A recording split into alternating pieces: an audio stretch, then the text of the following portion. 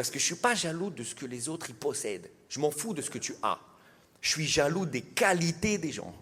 Genre, je vais voir un mec super généreux, je vais me dire enculé. Et la dernière fois, je suis avec un ami à moi.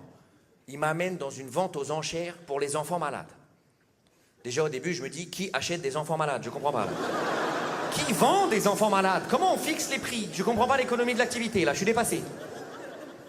Après, on m'explique. On me dit, il y a des objets en vente, et tout l'argent généré, il va au bénéfice des enfants malades. Je dis, ah, ok. Donc bon, je retire mon offre.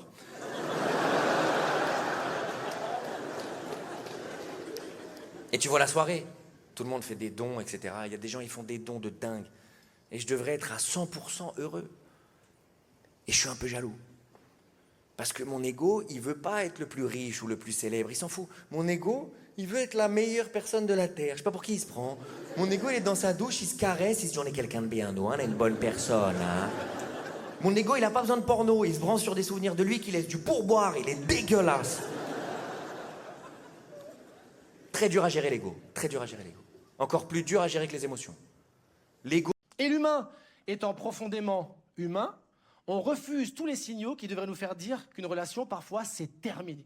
On les refuse. Alors je sais qu'il y a des gens qui disent, oui, mais parfois, quand ça va mal dans un couple, avec un peu de dialogue, ça peut aider. C'est vrai. Mais parfois aussi, dans un couple, il n'y a même pas besoin de dialogue pour voir que c'est terminé entre deux personnes. Hein. Ça se voit juste dans les yeux de l'autre. Hein. On l'a déjà tous vécu, ça. Hein. Quand l'autre, il te regarde, il l'a, regarde-le, lui. Regarde-le, là. Regarde-le, là. En train de... pas être mort, là. Regarde-le. Regarde-le. Bon, ça y est, tu l'as essayé? Vous allez être hyper à la bourre, hein. Julie t'attend depuis une demi-heure. Ça me serre, ça me fait hyper mal, j'ai mal à l'entrejambe. Mais non, je suis sûre que c'est très bien. Allez, sors. Voilà. Pourquoi t'as fait ça? Pourquoi tu m'as inscrit à la sortie piscine? Ah bah je sais pas, Minou.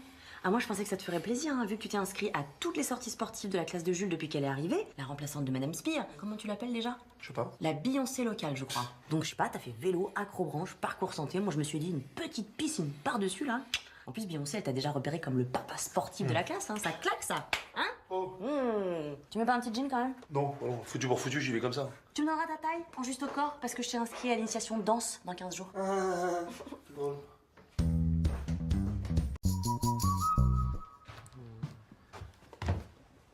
Qu'est-ce que tu regardes? Les photos, regarde, j'ai tout numérisé, c'est trop bien. Oh là là, c'était il y a 20 ans. Oh, honnêtement, t'as pris un sacré coup de vieux, hein.